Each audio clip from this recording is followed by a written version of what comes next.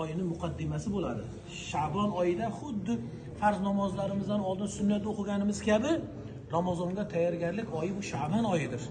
Hozirdan boshlaysiz. Bu nima? Muallimul Sani kitob. Bu 100 yildan oshdi bu kitob tarixiga. Allohning huzurida qabul bo'lgan bir kitob bo'lganligi uchun hamki butun dunyo hozir bundan Qur'on o'qishni o'rganyapti. Endi bu kitobda bir yangilik bo'ldi.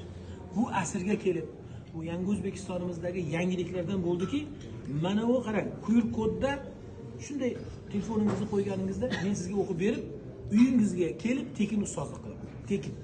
Biringizdan pul so'ramayman. Qo'yasiz, hammasini o'zim o'qib beraman. Ya'ni lafzingiz, talaffuzingiz va internetsangiz aynan meni o'qiganimdek bo'ladi. Meniki bo'lsa alhamdulillah payg'ambar alayhisolatu vassalom men 29-surollardan hisoblanaman Qur'onda. Rasulullohning surolaridan. Siz o'sha surolaga nisbatlangan bo'lasiz, o'sha shajaraga, o'sha silsilaga inshaalloh nima? O'sha zanjirga tutashgan